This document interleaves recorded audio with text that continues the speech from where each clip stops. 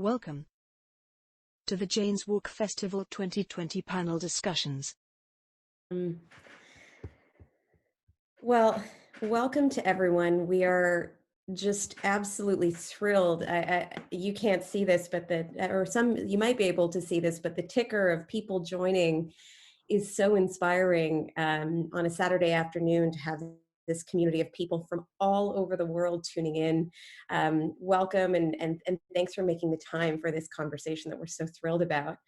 Some of us are here in Toronto. I'm located here in Toronto, and to start our session, we want to acknowledge that we are meeting on the traditional territory of many nations, including the Mississaugas of the New Credit, the Anishinaabe, the Chippewa, the Haudenosaunee, and the Wendat peoples, and it's home to many First Nations, Inuit, and Métis peoples. And, you know, for us, what we're trying to learn is how every action that we take as urbanists starts to reconcile this vast divide between what we need to do to make right to our commitments to these communities. And so today, you know, I'm so excited to hear all these lessons, but I think it's important that we're always grounding it back in our responsibilities to our First Nations, Inuit, and Métis communities all across Canada. And I am sure for those of you abroad are thinking of the same issues and the same opportunities to reconcile the divide and make our countries more thriving, integrated, fair, and just places. So really excited. I'm gonna, stop talking as quickly as possible so we can welcome our fantastic speakers. Just a few things. You can tweet, you can Facebook, you can Instagram, and hashtag Jane's Walk Festival TO. The organizers will be putting it in the chat. So anything that you want to put on social media, please tag so we can see your reflections on the conversation and how you're feeling about the festival this year. We have hundreds of people on this call. We don't have time for a formal Q&A, but we will be looking at the chat to be pulling in questions, comments, and reflections that you have in real time and make sure we do our best to integrate all of that. And we're just really thrilled that in this moment, we have these three speakers, and I'll start by introducing our keynote speaker, Gehl, who I think is known to many of us, so I'm not gonna read a bio because it just feels trite. I think we are so excited to hear from you, Jan, because you're the original. You were the one who invited us to think about cities and all of the infrastructure as places for people to use and thrive. And in this moment, as cities all over the planet are trying to negotiate how public space can help us thrive and come out of this together and connected, it's just such a perfect moment to hear your thoughts and reflections. We're going to have Jan keynote for a little while. We don't know how long, but as long as it takes. And then we have Sabina Ali from the Thorncliffe Park Women's Committee and Jason Roberts from Better Block to have a discussion about public spaces during and after the pandemic. So with that, I just want to say thank you to all of you. And Jan, thank you so much for investing in Jane's Walk by doing this talk with us today. So over to you. Hello, and thank you very much to you good folks in Toronto for inviting me to join you in this particular celebration of Jane's Walk of this peculiar year. It is very warming for me to think that out there in front of your screens are people from all over the place, which are sharing the same admiration and love for the work of Jane Jacobs. I will start with my personal story about Jane Jacobs. Many people may have thought that I started up highly inspired by the writings of Jane Jacobs. It is not so. I graduated as an architect in 1960. I married my psychologist wife in 61, and at once we started to talk about that there was a fantastic gap between the physical world and the planners and architects and the social sciences, and that nothing was known about how the built environment and the physical environment interacted. And we started actually to work in this area. And then I started my PhD work on this same thing in the university a bit later. And during that work, I found Jane Jacobs' writings.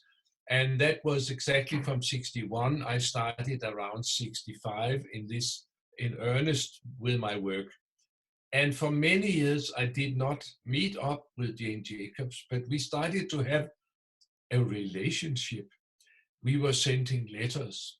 I was sending books to her, and she was sending handwritten letters to me.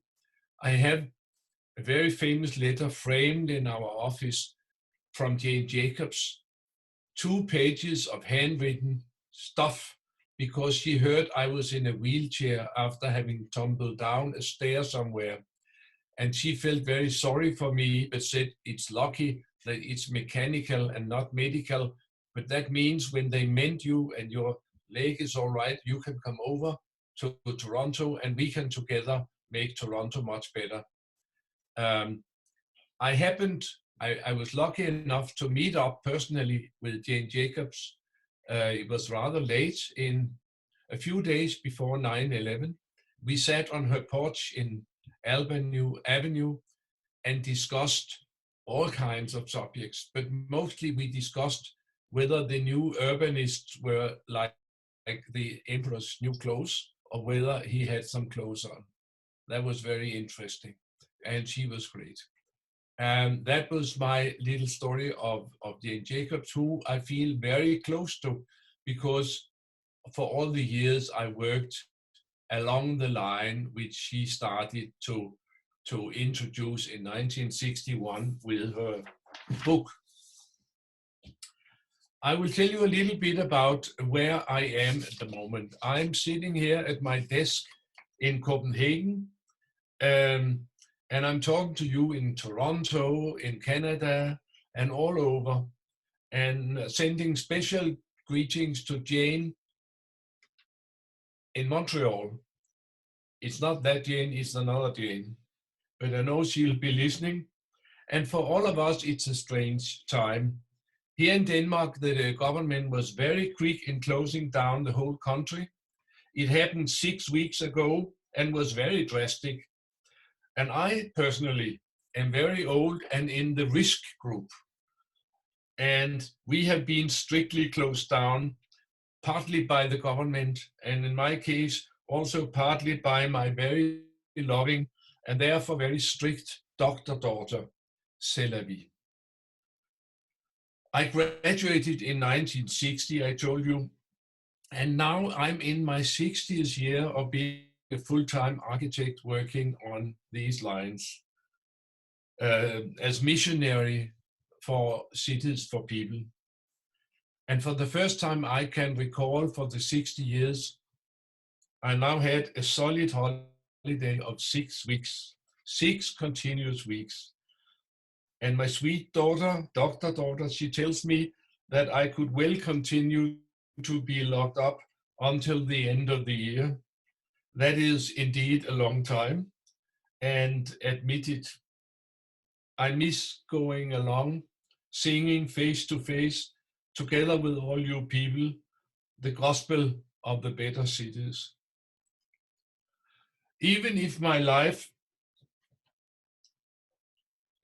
my wife and I, and we are supposed to be isolated, we can certainly go out. We are not supposed to encounter other people, but we've been allowed to play with our contemporaries who have also been isolated. They are not so risky. We have to stay outdoors. But anytime, anyway, what we do, we take every day, we go for a walk or we take our bicycles, and then we go to a new place in this fine city of Copenhagen. We go to places we've never had time to see before, or places we haven't seen for a lot of years. We go to parks in the other end of the city to see how they look, and we see new neighborhoods and old neighborhoods. and we systematically visit all the important housing areas for the past 50 years. How do they look today? How have they stood up to time over the many years? And it's actually very interesting to see, even today, that the housing districts which we praised back then, they are still the ones going on strongly. And actually, they many times are looking much stronger and going on much stronger than many of the newer and more flashy neighborhoods and housing areas. It's very warming for an old missionary to see that the ideas of Jane Jacobs, myself, and others have actually had quite an impact over the years, so that now in nearly all new projects you see soft edges and useful front yards. They are now compulsory in Copenhagen. Without at least some concern for people in your projects, you cannot get past our excellent new city architect, who is a great people city advocate. And how would I know? Oh yeah, I looked after her education and her training for 24 years, and now she runs the show in Copenhagen in good hands, and we can see it. If we go back to the situation here in Denmark, we can see that the precautions they've taken, they have worked very well actually. The hospital has not been overburdened at all. Actually, some of them are saying that they are a little bit underworked at the moment. And the death toll is not very different from the usual annual influenza death toll. And we are told that this has been accomplished because we have been good to live out all these instructions to stay at 2-meter distances, never be more than 10 together, and be surrounded by endless clouds of soap and disinfection spirits. Actually, Denmark is now at a stage where they are in full speed of opening the country again. They do it in a rather cautious way, but they do it continuously, step by step. They've just sent the smaller kids back to kindergarten. The lower grades in the schools are back, and quite a few shops have reopened. And in a short little while, the end of the next week, we are told that we will hear about the next several steps of the reopening. This is not the end of the virus, but it's a farewell to the fear of uncontrolled epidemic, and it's a gradual return to a somewhat ordinary life.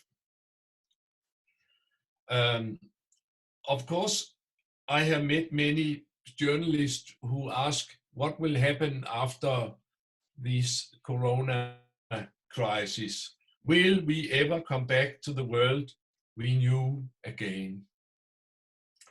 And that has made me think quite a few times about what we know.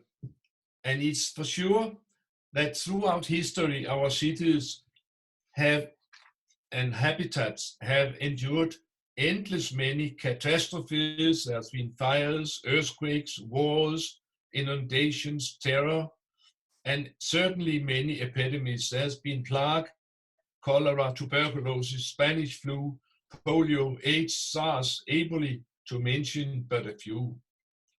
The general lesson from history is that Homo sapiens is quite resilient and strong. He is very likely to bounce back. Man is a social animal, and after a period with no hugs, he may be eager to do it all over again and even more tenderly. I look forward to that. 3 years from now, we may have cures and vaccine to this epidemic also, and we'll look back to the Toronto time as a parenthesis. Be sure life will go on. Life will come back. There are something in this situation which worries me, though. I do fear that this period for many shops will have a catastrophic effect. The many shops have already for a long time been struggling in the hard competition from shopping centers and e-trade, and I fear that quite a few may not be able to survive and bounce back. Then we will have to find something else to use the shop fronts for. I fear that in the future there will be more e-trades and there will be more delivery vans and less do-it-yourself trade.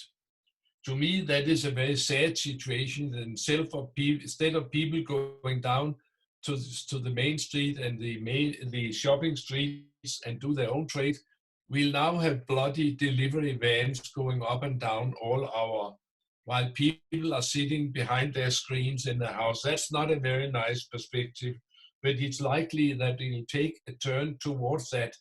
The movement was there already. We may also find that people have got a new love affair with their private cars. I'm not happy about that. And that they will for a while have a reservation concerning joining the public transport. I think that will only be a period. On the other hand, we may, which is more happy to see, we may see more bicycling worldwide, because bicycling is good for epidemics, it's good for climate, and it's good for you. We may also see that people get more used to internet meetings and to conferences on the internet. And we could hope that this will reduce traveling somewhat, but we cannot do things over the internet, all of us, all the time. We cannot live without small talk and touching and hugging. So we will meet. But one could hope that the senseless travel levels will be lower.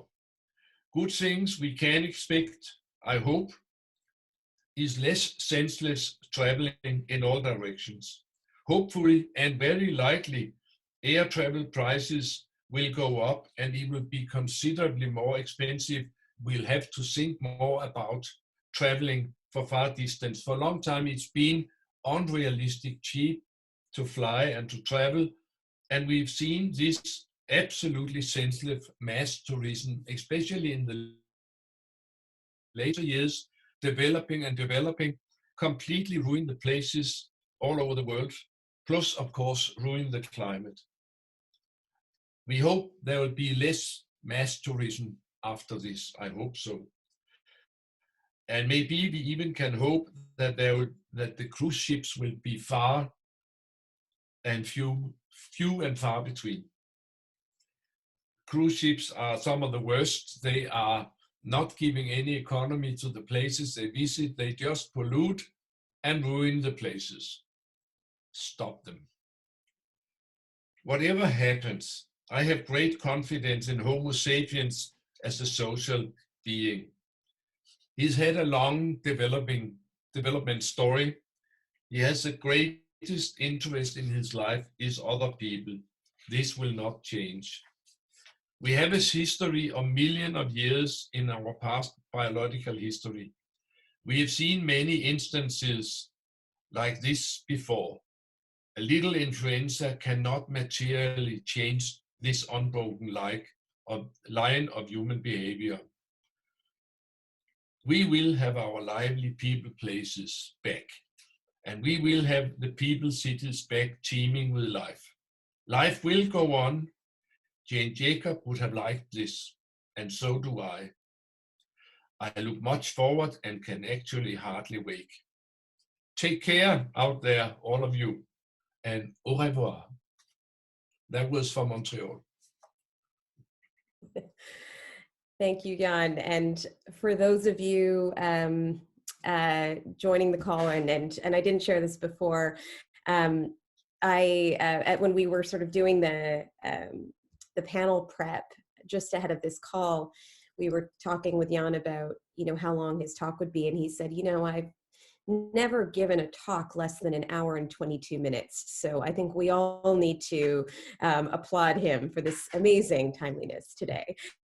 That was great. And before we get into conversation, I want to open up to Sabina and Jason to tell us a little bit about the work you do. I think for those of you not in Toronto, for Sabina, and not in Dallas, for Jason, we'd love to hear, before we hear about how your work is being affected by the pandemic, we'd love to hear about what you do. So I'll go to Sabina first, and if you could just take a few minutes and tell us a little bit about what you do at the Thorncliffe Park Women's Committee and all the other amazing city building work you're involved in.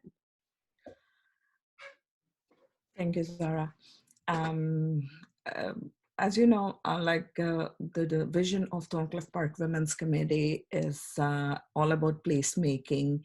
And one of the good examples have been revitalization of the underused R.V. Burgess Park, the local neighborhood park in central East Toronto, for the folks who are not familiar with Toronto.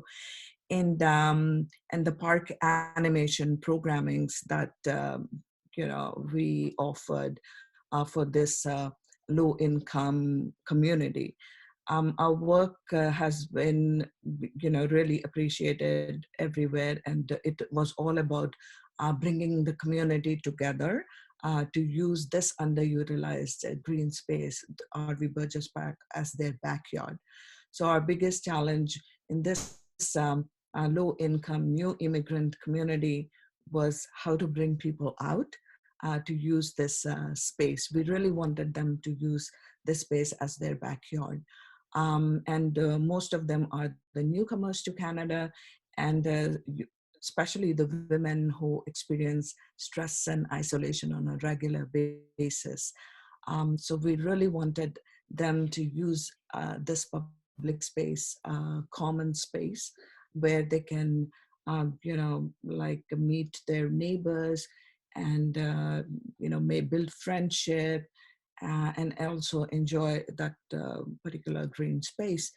For over 12 years of work, it has resulted in arts and fitness programming that we offer, community gardens, park beautification, community engagement, advocacy for park infrastructure, cleanups, environmental education, and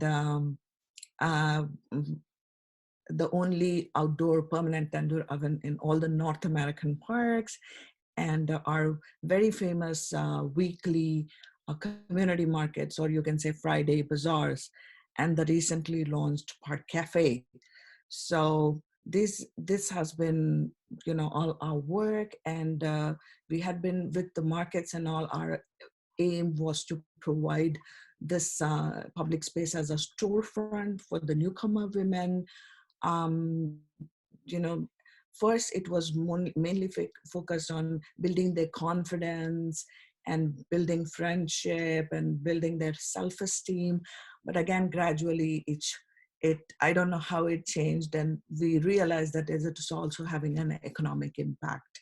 So this is all our work has been evolved: economic impact, the using of public spaces, community engagement. Fantastic. And for those of you, again, now from Toronto, Sabina was the 2014 winner of the Jane Jacobs Award for this incredible work that she's been doing in Thorncliffe Park. Jason, can I give you a few minutes to tell us about all the things that you're doing down in Dallas? Yeah. So started Better Block back 10 years ago, looking actually inspired by kind of the work of Gehl and the team now that is actually part of Gehl Architects in San Francisco, rebar the early parking day projects. The problems that we faced in Dallas, though, were kind of the entire city block was broken. So when I saw like the people doing parking day and saw, well, you can fix that parking space, but the sidewalk is already pretty good and the building edge is really good. In places like Dallas, the Midwest, and the South, and the U.S., we have broken, like we have large setbacks, we have tiny sidewalks, we have wide streets. So every component is broken. And so the Better Block was really looking at these ideas and thinking, well, how do we address the entire block itself in one shot? So we went in and just temporarily painted our own bike lanes, added our own cafe seating, kind of shortened the streets themselves, widened the sidewalks on our own, added our own historic lighting, and took the empty buildings and made pop-up businesses that we thought would kind of be symbiotic, would work well with each other. So like bookstores and cafes and flower shops, and made our own outdoor fruit stands. And what was kind of pivotal in our work was a lot of the things we were doing were actually illegal because we don't allow for those things. So we started printing off the laws and rules we were breaking, and we put them in the windows so people could see that many of these things that you love in this area, like these fruit stands, are actually illegal. We don't allow for those in the public right of way, or we didn't allow shade awnings, or we made them too expensive to put out, or our streets are wide because we have to maintain a level of service. So most of the community didn't understand these things. And I realized what we'd have to do is actually build everything so they could experience it and then have a conversation about it. And then what happened was people started experiencing it. They preferred the area. And then they started asking, like, how do we make these changes permanent? So we were just trying to do this temporarily to show people so they wouldn't have this fear of permanency, because we found often we were trying to take away car environment, especially in an area like my city, you're really getting people angry and upset because you're inconveniencing them at this point. You're having to show them the value of changing these spaces. And if you're going to take away something from the car, from a community that's reliant on it, you have to make sure the environment is now irresistible for pedestrians and provides for all of their needs. So that's what we were having to do rapidly in these better blocks. And then a lot of cities afterwards started contacting us and saying, hey, we would love to see this in our own community. And what the value of having this take place in a place like Dallas, which is, I think, one of the top 5 sprawling cities in the US, was that the other cities that were reaching out to us, like Kansas City or Wichita or Memphis, if we told them, these are things that came out of New York, out of San Francisco, they would never buy into it. But when they heard that this is happening in Dallas, they thought, well, if Dallas is doing this, like, they're already as broke as it gets. So there was buy-in in those cities on having these ideas implemented. And so we open sourced the idea. Better blocks started happening around the country than around the world. And so more recently we've got into fabricating. So we use digital fabrication because we found that trying to rapidly retrofit a city block can be expensive and require a lot of resources. So we started getting into digital fabrication using CNC routers. And so we created an online open source library called Wikiblock. So you can actually download your own public space furniture that can be just used temporarily, but it's out of plywoods, but no hardware, no glue screws or nails. It all just puzzle pieces together. And so you can make your own fruit and vegetable stand, or your own park bench, or your own, small business kiosk, and you can make it in relatively inexpensively and pretty rapidly. It's amazing. And all of your comments are just making me think about how the connective tissue across the work that the 3 of you and so many people on this chat do is about, ultimately we're trying to help people in neighborhoods and communities get to know each other and spend more time together and have more points of connection, so that, it builds the resilience, it builds the capacity of neighborhoods and communities to respond to all sorts of circumstances that emerge, like a pandemic or like something wonderful as well. And, maybe what I'll do is I'll pick it up from there. And thanks so much, Jason, and open up to all of you the question. And Chris on our chat, I don't know your last name or where you are, but you framed it much more beautifully than I could have. But Chris has asked, how has COVID-19 changed or amplified your work in building community resilience and in supporting people to help other people? How has it impacted that part of your work? And anyone can jump in to start.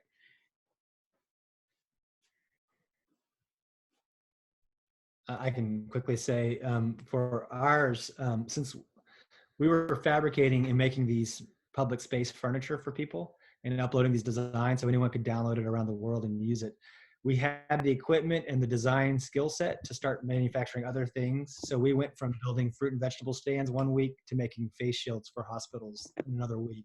And then we uploaded those designs and other people around the world started downloading them and using those.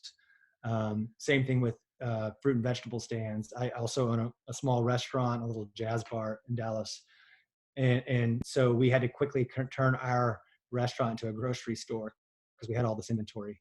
And then we took the files that we downloaded to make your own fruit and vegetable stands, and we uploaded them so any other restaurant could turn into a small grocery store as well. So that was our kind of quick pivot that we had to do in this time.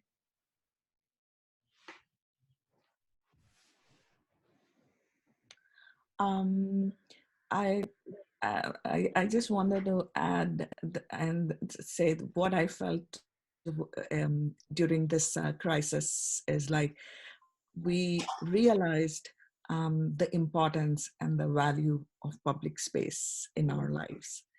And a lot of our programmings that take place outdoors, especially during the spring and summer months, has been really affected. All our permits have been canceled until July 1st. And the events that includes community markets and also the Eid Bazaar, as that this is the month of Ramadan, a fasting month. And the end of Ramadan brings the celebrations, which is Eid. And our work is around providing micro entrepreneurial opportunities for the women in our neighborhood through these markets and Eid bazaars. This has been really affected. And, there are no opportunities with all these strict rules of social distancing and not using the public space, not coming out unless until you have something very important to do. So if we are not able to have these, events or these celebrating this month, it is all about making connections. It's all about coming together, sharing their meals, congregational prayers. So, this year is very different for everybody. And it has also impacted the women in our neighborhood, like mentally and economically, who mostly rely on this. And these are all these social, informal micro enterprises, and they don't really qualify for our government's incentives that they are offering, or the support that they are offering. So we are coming up with an idea of having like a virtual Eid Bazaar. I'm still working on that. So to help these women, who really rely on this kind of, the support. So this is, and again, even the community gardens that are in park space, now they have been declared as an essential service, but still we are working on the guidelines with Toronto Public Health, how the gardeners use the garden space. Though the community gardens are not like a public space, it's not open to public, but still we are, in preparation of those guidelines and how to make it more accessible for the residents to grow food this year. Yeah, it just, hearing you say that and in so many communities across Canada, public space is an essential service for folks who don't have, front yards, backyards, green space, patios. These public spaces are places of respite, places of connection, even if you're just making eye contact, being seen, being recognized. And Jan, it makes me think about, this is, you've been asking us to, shut down streets and give them to the people for so long. And I'm wondering, what are you thinking as you see all of these sort of changes to the public realm where cities in some places, in some jurisdictions, and we'd love to hear from you on the chat what it looks like in your city, but some cities are starting to do the things that you've been advocating for such a long time, which is giving streets to people to walk on. How are you feeling as you see this sort of trend start to sort of sweep across the world of cities releasing the streets back to people and away from the cars? For many years in Bogota, they've had the ciclovia, where they close the city, or where every Sunday for several hours, 120 kilometer streets are given over to people walking and bicycling. And that is a free space for people on Sundays in a very busy city of Colombia. And that, of course, is also a time where you can train your bicycle skills. You can get an idea about what the city would look like from a bicycle, and what actually it looks like in other parts of the city. And I think that these ciclovia, or the same thing, which we can see happening now, is a sort of a training and eye-opener to it could be like this. What we've seen here, and what we see in many cities now, is that in the former busy city streets, you can see very little activity, because shops and offices and everything is closed. And it's really amazing how little foot traffic there are in the old pedestrian areas. On the other side, we can see that there's an enormous extra foot traffic in the parks, near the lakes, in all the recreational spaces. And that has led, of course, to the idea that maybe we have far too little green spaces and far too little recreational spaces in the cities. In Copenhagen, it's been so sort of bad that they have started to introduce one-way foot traffic in the parks. In some of them, you can only run this way around the lake, and in other places, they divert the bicycles to somewhere else and have the bicycle lane to the right-hand traffic and the foot lane to the left-hand foot traffic, because so many people are out enjoying the spring and getting out of their houses in this time, because they need to get fresh air and see some people. We are not allowed to stop really. And the park wardens have not too much to do. They've all been rallied into guiding the one-way traffic in the parks. And that's very nice to see them for once in another role than checking parking times. So we have seen some new uses and much more intensive uses of recreational spaces. But on the other hand, it's very, very sad to see the once very active city streets being very deserted. I don't know if you can see it. I got this picture from a friend of the normal situation in one street in Copenhagen, and now it's completely deserted. Wow. Because the shops are closed and the restaurants are closed, and a lot of gift shops and whatever are not open. Also, the traffic is much lower, but there's one good thing about all this. That is that the pollution is much lower than we're used to. In New Delhi, they can start to see the mountains and they can see each other.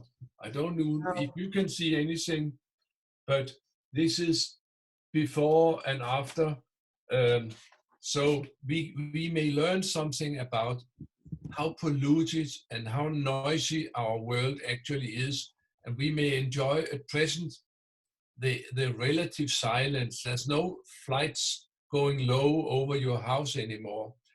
There are much less pollution. They figured out that they save a lot of lives because of less pollution in many, many cities, which are also always, some places they save more life in that account than they lose at the other account.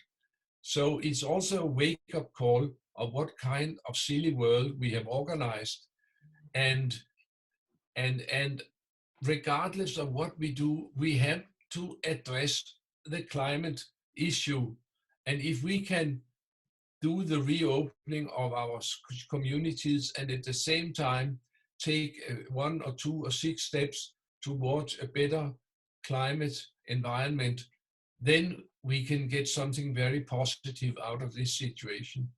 But all over the world, people talk about that suddenly they can hear birds in cities. Birds in cities. Amazing. And that we can enjoy the fresh air as we have never done before. An eye-opener. Yeah, before I respond to that, I just want to acknowledge that we've had someone join who's been writing some inappropriate things in the chat, so I apologize. We're dealing with that, and we're going to keep going. You know, Jan, to your point, I think there are, you know, I've certainly been looking at all the beautiful pictures of places that no longer have smog and coyotes on the Golden Gate Bridge, and, you know, the natural, like this wildlife that's kind of reappropriating the city. And it does make me wonder, you know, has there been, you know, you're all advocates for public space and the public realm. And during this time, have there been things that you would like to see amplified and extended post social distancing measures being lifted? Are there silver linings? I'm even reticent to say that, but around how people are using public space, or how we're talking about the importance of public space, that you'd like to see continue post, you know, post crisis? I think that we get some habits, and some habits are enforced. And maybe, as I mentioned, that because bicycling is a very nice opportunity to get around here in the springy season, that we will see more bicycling in the future, because that is not locked down at all. That's a very good way, and it's good for climate and good for yourself, and good for the air in the city. It's so many good things. It's also very cheap. In Copenhagen, they found that every time a guy goes 1 kilometer, society earns 25 cents. And if the same guy go in a car, the society loses 17 cents. So there's also a lot of economy in using that practical and cheap mode of transportation. Maybe we can learn something. Maybe we could have ciclovia around the clock in more places. One never knows. What a beautiful vision. Jason, Sabina? A few things. We've been discussing having parklets in our city for years, and can never really get the traction to move that forward. And as we all know, many people kind of throw up every worst case scenario on why you shouldn't do these things. And now that we have less car traffic happening, especially in our smaller, little more walkable areas, it's an opportunity for us to start building those things, even if temporarily. Last night, again, I kind of mentioned I own a small restaurant and a little jazz bar, and we put cafe seats outside in the street where cars usually park. We separated them out, of course, like 6 feet or more. And so we were able to actually take a larger footprint away. And people responded to it, and they said, this is wonderful, and we'd like to see more of these things. As people have kind of mentioned, there's this chance to start taking over the turning the streets into pedestrianized streets, like you mentioned, the ciclovias. And so we got reached out to by Kansas City to help them.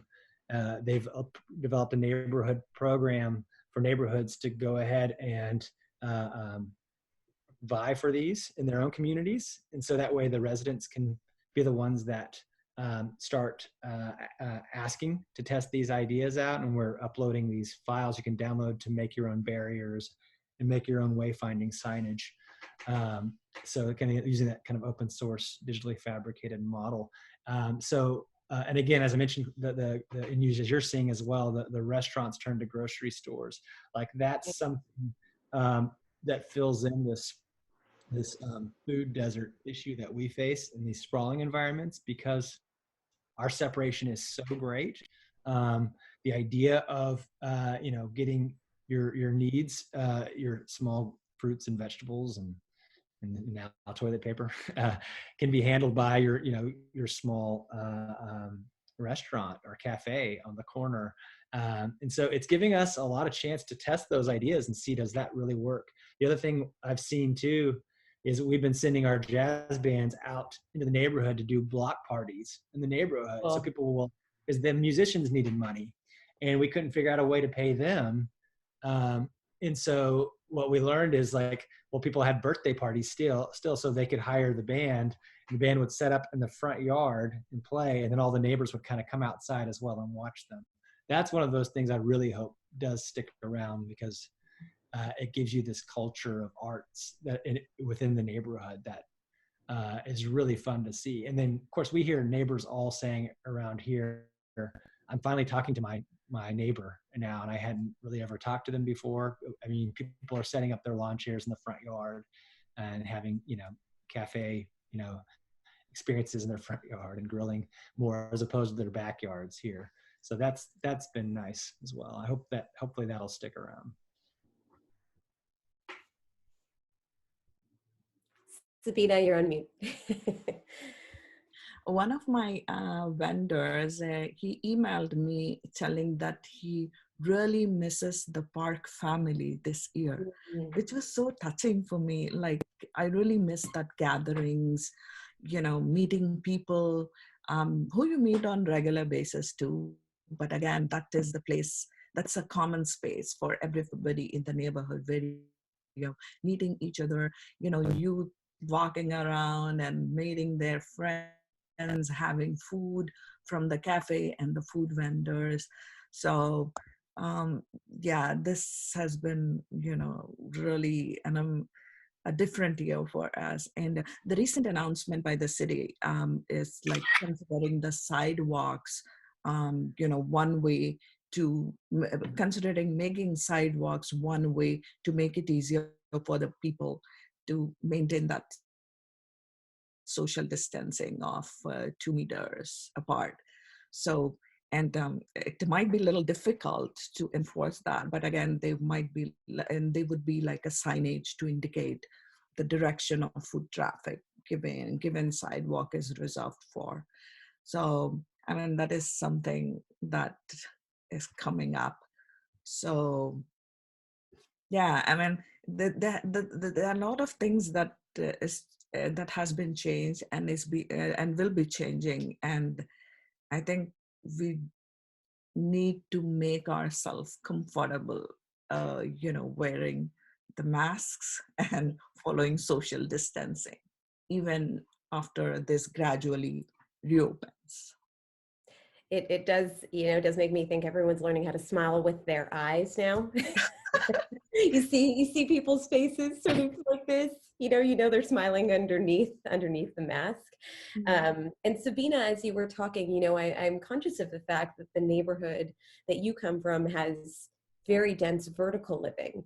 And I was just wondering, what does, Jason was sharing that in some neighborhoods and communities, people are taking activities out onto the street. And is that like, how are sort of some of our tower communities, and specifically how's Thorncliffe Park, how's it looking and feeling during this time? Are people using spaces? Is it the same? Is it different? Because I think that's an important part of this conversation. It's really different. It's really different. And it's being really deserted. And especially after those strict laws that has been implemented by the city. I mean, our neighborhood is surrounded, like the park is in the heart of the neighborhood, and you have like all these tall buildings facing Don Valley on the 3 sides, and then you have mid-rise and the park. So everything is so connected. In the beginning of, when it was announced that the schools will be closed and only essential services would be, open, people and kids were visiting the park. But again, there were few complaints, like the children are touching the playground equipment and things and all. And then the city announced all those laws and the fines. So people are now restricted to be at home. And they, no, I never saw the children in the park after that. And then yeah, because the parks, there are many walkways that cut through the park, so people use that walkways, maintaining that social distance. But no, there is not. It's not the same. It's not the same. It's very different.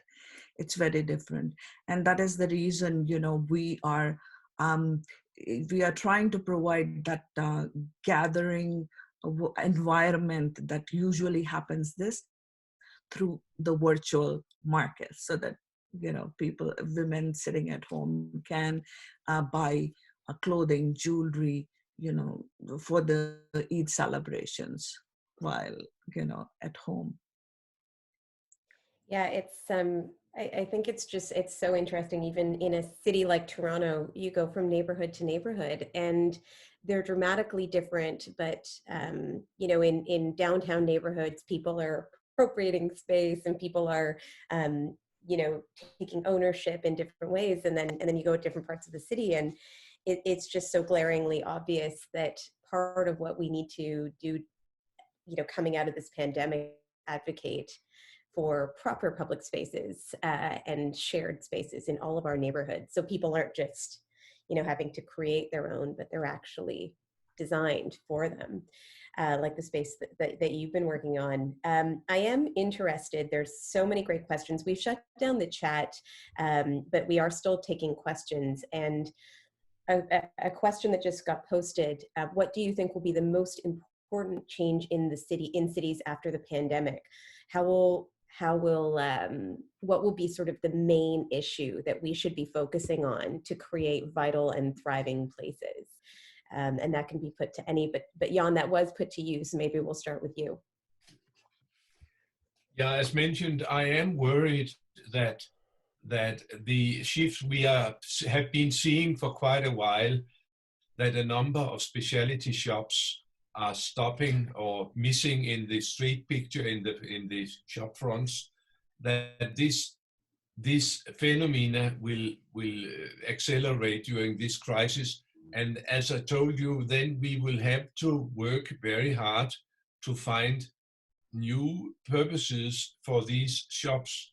And I can see a lot of events and things in the leisure time environment, in sports and in hobbies and in interest groups, and a lot of people who would love to have a shop front on one of the streets. The problem is who should pay for that, because ordinarily we have the businesses to pay for it.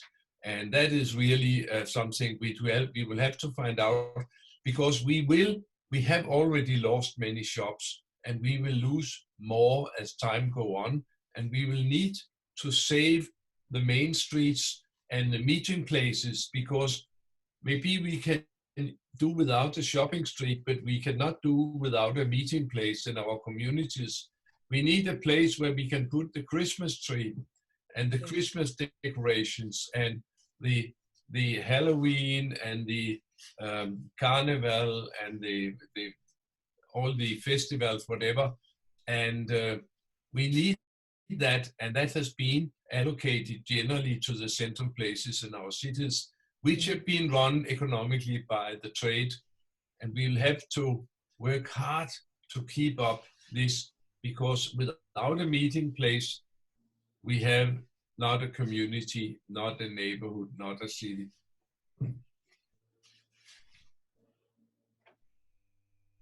Jason, Sabina. It'd be interesting. I think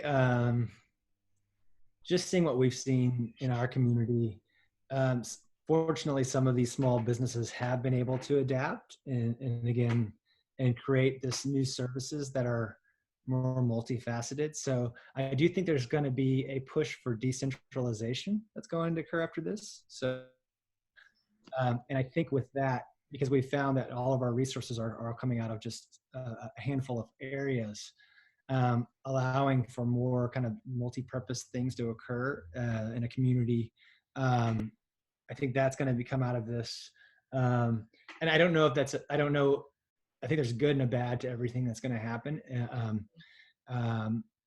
You know, you think about like one thing I'm being told right now through the city, they're saying we need hand wash stations put up outside of all of these businesses and all these areas. And it reminds me of, you know, you think of Paris and the Wallace fountains that were created because the water, there wasn't enough water for the poor, or the water they had access to wasn't of good quality. And so you had this beautiful ornate, you know, this cast iron green fountains that you see all over the city, that have become kind of these icons of Paris, among many of their icons. And so it was built out of a need that was very real. So we're going to have these, you know, these things that are requirements, but maybe there's an opportunity if we don't make them into these fiberglass, plasticky, cheap molded things, and we start thinking about how are these kind of unique icons for our own communities and make them these, you know, special things that we all have to use. And you know, it's like you drive through these old world cities in Europe and you see the place where everyone washed their clothes together. So and they are still things that we kind of look at and we say, you know, this is a special thing that we did as a society. So I think the onus is going to be on us as creatives and proponents of cities to think about how you make the things that are going to be required into things that have character, if you will. Yeah. I think, you know, once these things start, you know, gradually opening up, we will have to develop new ways, you know, to use the places we share, whether starting from parks, using the public washrooms, and restaurants, even the classrooms, sidewalks. We are hearing about it, like how this will be like a one way for people to maintain social distancing. So I think it will take time to come to the normalcy. I don't know how long will it take, but there will be, you know, we will have to adapt to some changes in our lives, how we used to use the public spaces before and now. You're just making me think of sharing, you know, all these comments about communal spaces, about sharing. And one of the things that I've noticed just anecdotally is negotiating and paying attention to when I get off the sidewalk and walk onto the street. You know, if you see a mom with a stroller and you just want to make sure that they have the sidewalk and I'm on my own, I can walk down the street. And so I would love to hear from all of you, you know, because sharing and fairness, you know, sharing the public space that we do have, sharing the streets and sidewalks that we do have is going to be an ongoing theme. How should we negotiate and learn? What are, you know, tips and advice you have for how we share public space? And I want to add that I've heard in Toronto and certainly in other places in the world, we've been having conversations about who should have first access to public space. Because, you know, for those of us with outdoor space, maybe we should leave, you know, parks and public spaces to those who have limited access. So I just wanted to hear your thoughts on that, but specifically on how do we learn to share? You know, what are the best tips and tricks for that? What have you been doing?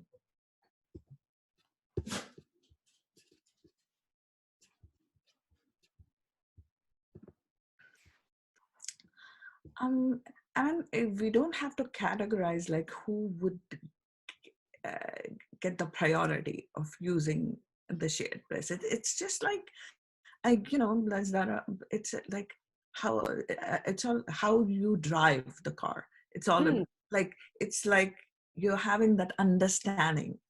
You're not talking to the person who is in front or back on the side, but it's about understanding, sharing that. The road or the highway. But sometimes, you know, you see some mean drivers as well. But I think, you know, with the public spaces, it's all about, you know, when you come in contact or a person to person, face to face, you know, you greet people with a smile, it just comes automatically, you know, even if you don't know them. And that is how you have to be fair enough to, you know, share those spaces. Yeah.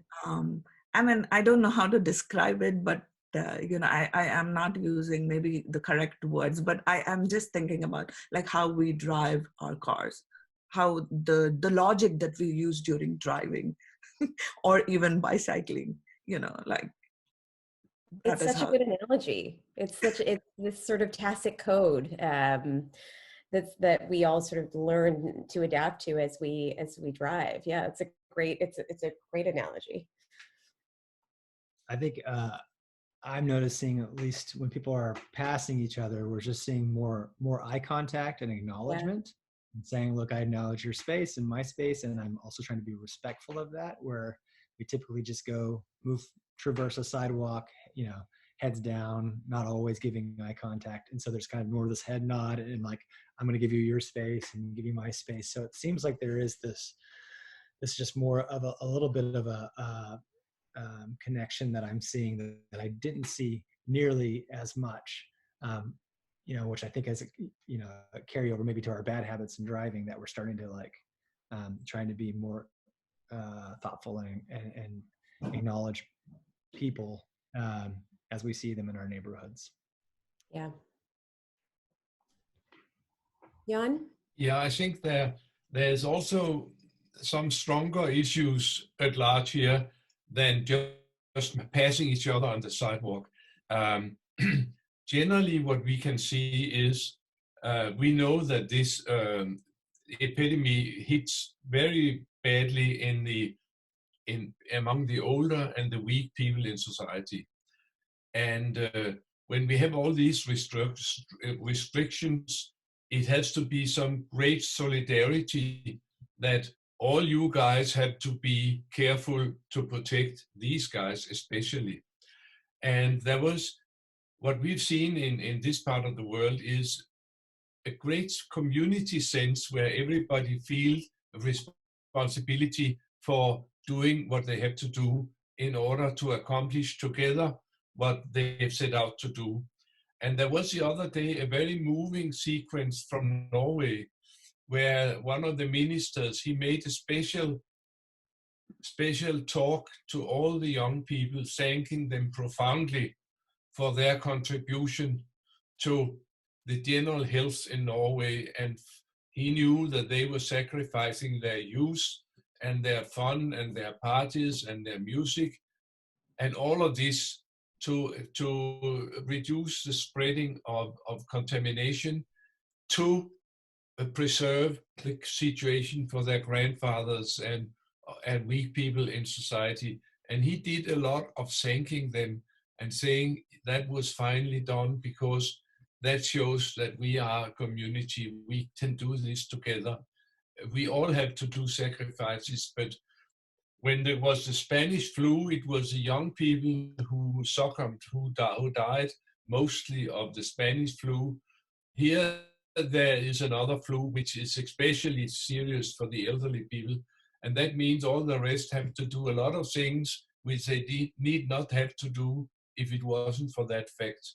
And I think that we have seen in many places this communal responsibility. This is something which we together as a community will have to tackle, and all of us will have to keep these distances and whatever, so that we can cut the contamination chains, whatever, and reduce the contamination pressure on society. And I think that there's a beautiful level of conscience and of obedience to participate in this. We've also, of course, seen new levels of help and friendliness in the neighborhoods where they seek out the elderly people and say, you are not supposed to go to the supermarket, I'll go for you, and all this stuff, which has been very, and sort of knitted the whole thing. In Denmark, we talk about we'll all have to get close together apart Mm-hmm. to get through this situation. We have to close up and stay apart to get through this. And I think that's a nice phrasing. And the response has been very, very impressive in a number of places. I don't know too many other places because I'm locked up here. But I Well, can see that part. well, certainly, I know I can speak on behalf of our city in Toronto and my neighborhood in particular, but I've just noticed more solidarity and more folks recognizing the extra capacity and energy that they have to sort of help folks out that they wouldn't typically even consider in their daily lives. And you know, your comments, and I'm looking at the chat here, there's a bunch of questions, you know, around talking about places that don't have sort of the optionality, like informal settlements, slums in inner cities all over the world. What are examples of ways you've seen, Jan? I'm guessing you're tapped into to more cities than we are, and maybe some others on this panel. But have you seen any examples of how sort of informal settlements or slums or crowded inner city areas are responding to sharing space? I think that's for Sabina to because I can see not many of those situations from here where I'm locked up. Sabina, have you talked to organizers in other neighborhoods in our city who are negotiating the same challenges you are in Thorncliffe?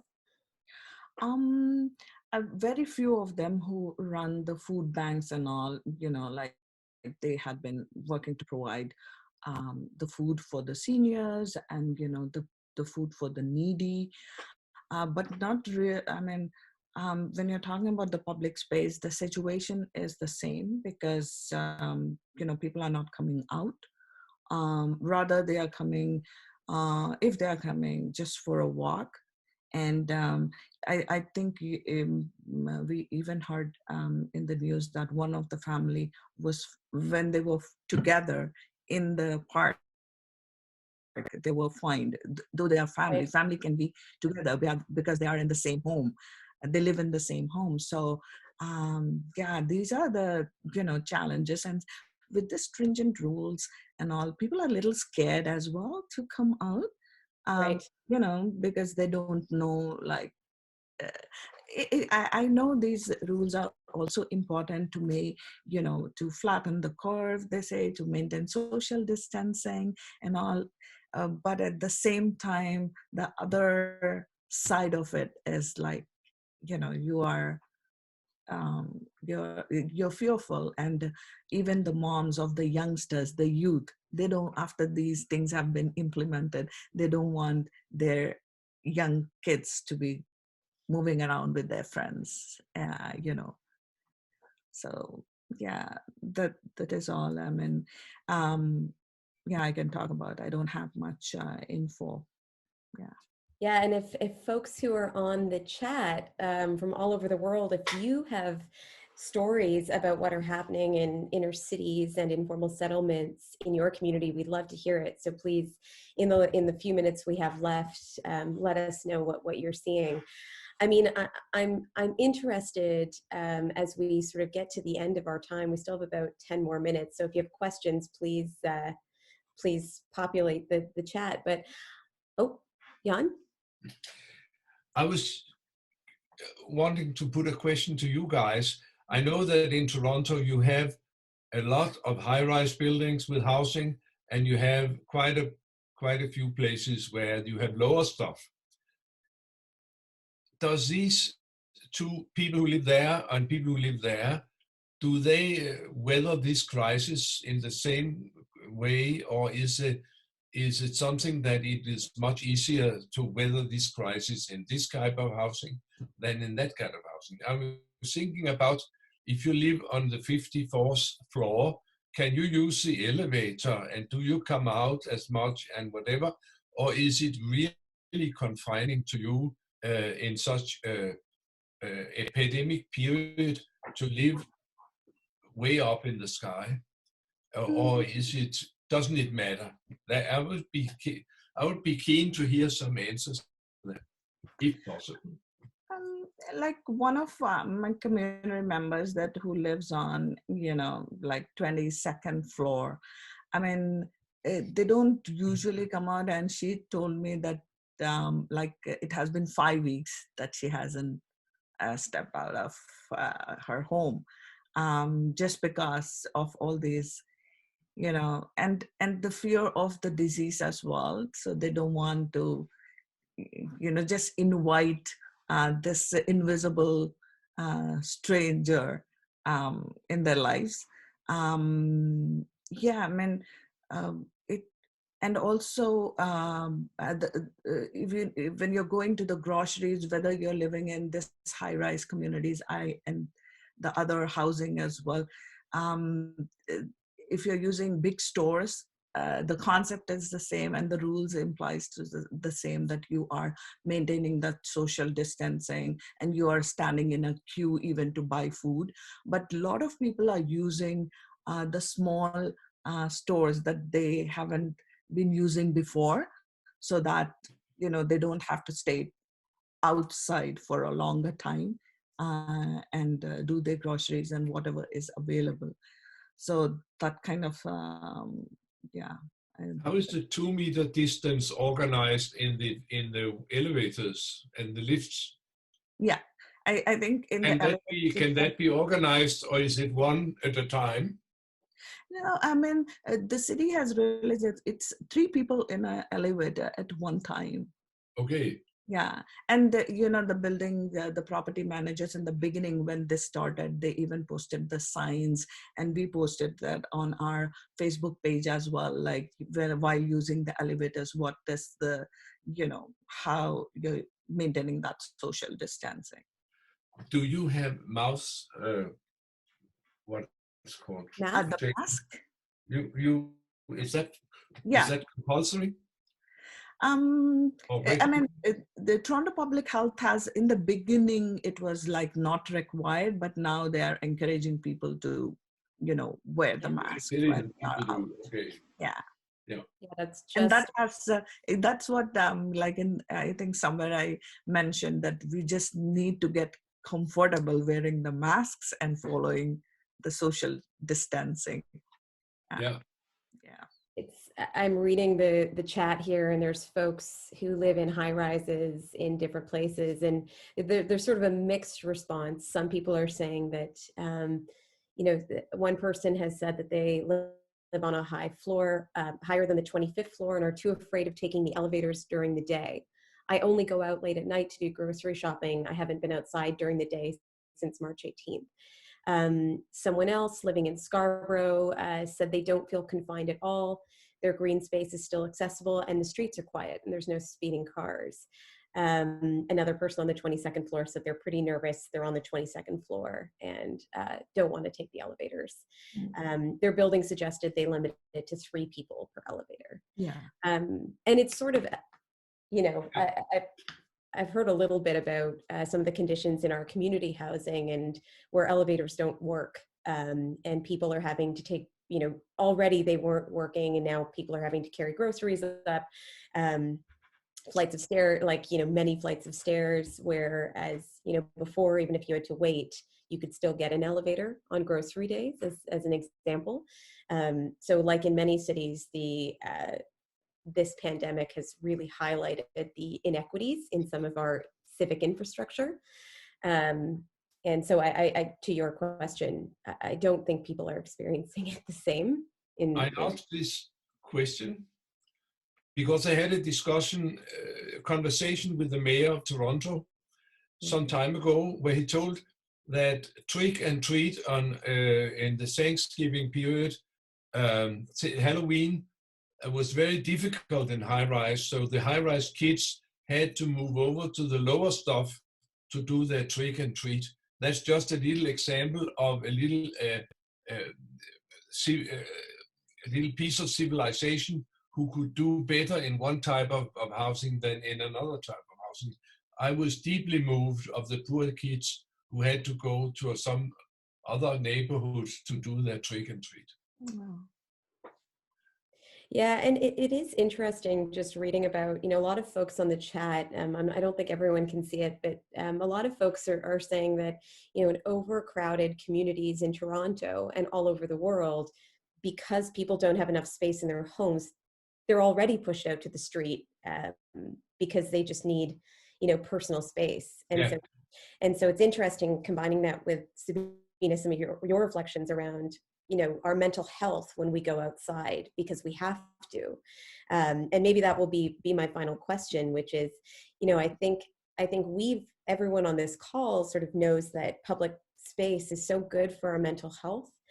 And so what are ways in which we can start to, as we transition, hopefully, into recovery, what are ways in which, residents of cities, urbanists, all the amazing people who have logged in today, what are ways in which they can advocate for all of the benefits? What is something they can, write to their representatives, talk to their city officials about, around why public space matters? What should we be saying in this moment to try and protect and use this moment to really amplify the importance of our public space? What is your best advice? What I'm telling most people in our community is typically after, and I know this may be similar around the world, but since the economy has gone down substantially, what happens at the government level in the US is that there's typically a lot of infrastructure projects get queued up. And that's one of the big projects that I started when I began this work, was getting a streetcar brought back, or a tram. So I've told everybody, like, if there's things that you're passionate about seeing, like you're seeing trails being used quite a bit now, and this is a chance for us to expand those, go ahead and start developing those feasibility studies, or those things that you need to queue those things up, because in the US we have a term called shovel ready projects. And like, if you can get a lot of the bones together, the blueprints, and often those things are really kind of expensive to gather, but we found we were able to get people to donate their time and do pro bono efforts in our neighborhood, because they have the expertise and they've got time to start preparing those things, because hopefully when things start transitioning, we'll have all of these ideas queued up and ready to go to say, whenever there is this push to say, what projects can we get people going back to work in? Like, there's a trail system, go ahead and immediately get people in, and here's the actual document, and it's queued up. And we've engaged our council member, because they're looking right now, the public officials are looking for things. They're looking for ideas coming out of this. So that's the push from us to get that queued up. Zahra, as I don't know if you know about this, the RV Burgess is going to be redesigned again after 12 years of work. And we have like a working group, working with the city and the city councillor. Actually, she has organized this working group, and we had been, playing important role in providing raising the voice of the community, because for all these consultation meetings or this working group is only by invitation, and people in the community, they are not able to attend those meetings and all. They pass on the message to us while passing through the cafe, and the cafe is in the park. So they just come and pass the cafe and say, oh, Sabina, we won't be able to attend the meeting. So can you just let them know that we need a washroom in the park? Wow. So these kind of things. And I think, this is through this, all the situation and all, I realized the more importance of this place, where it's a place for bringing people together, and how important it is, and how this has to keep going, and involving people to give their inputs and how they would like to see that space. This is what we had been doing for past 12 years, and all during our markets and all, we have this Arts in the Park program, and one of the activities we do every week for about 20 weeks is get input from the children, what they would like to see in the park. And they put it in the form of diagrams, the pictures they draw. This is what they would like to see their park to be. So I think, it's really important to keep this going and sharing this with the city, how the people and children in that space who use that space want to see that public space. Yeah, that's such a great point. Jan? Yeah. Yeah. Our final question, what should we be doing to advocate? What's a piece of advice? What can we say to our elected officials to help them understand why public space matters right now and after the pandemic? I have been quiet in this because I think it's self-evident. And I also think that most of them by now, so many years after Jane Jacobs started with all these talks about this, most of them know very well, and it's an integrated part of the behavior of Homo sapiens and an integrated part of good neighborhoods and good communities. So I don't think that they need much instruction. They need some prodding, but that's another stuff. I think that they know what to do and know the importance. So much have been pointed to this, and there are so many cities where you can go and see how valuable it is to have good public spaces in good times and in bad times. Yeah, no, I think that prodding is exactly what we need to do to make sure that public space remains front and center in the conversations about how we reopen our cities. Before we wrap, I want to try something. I would like all of our 290 participants to take a moment and reflect on the conversation we've had for the last hour and a half. And I'd love for you to think of a word, a phrase, or a sentence that sort of shares with us what you're feeling about this talk, about your city, about this day, just something that represents how you feel in this exact moment after hearing from these incredible three urbanists. And what we're going to do is we're going to open the chat, and on my count, 3, 2, 1, when I say 1, everyone's going to hit enter. And I just want to see everyone's responses all at once, not because we can read them all, but just to feel all of your energy for a moment, because you've been so lovely and contributing so actively on this call. So if you want to take a minute, our panelists can do this too, and think about a word, a phrase, or a sentence that shares where you're at right in this moment. And I'll ask our organizers to open up the chat. And on my count, everyone's going to hit enter. So 3, 2, 1, enter. Motivated, awakening, an opportunity to be better, hopeful, inspired. This is beautiful. Well, as we read all of these and as we see all this great energy, I'll just take this opportunity to close and say such a huge thank you to all three of you.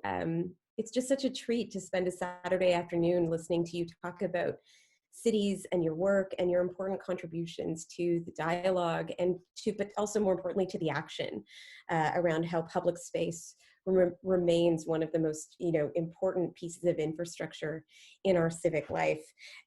Before we go, I just wanted to remind everyone that Jane's Walks are happening virtually in Toronto all weekend and all over the world. Jane's Walk city organizers are doing incredibly inventive things to get people together into virtual walking conversations all weekend. So please go to your local city organizer site. If there is one, if there isn't one, you should start one. We would love you to start walking conversations in your city.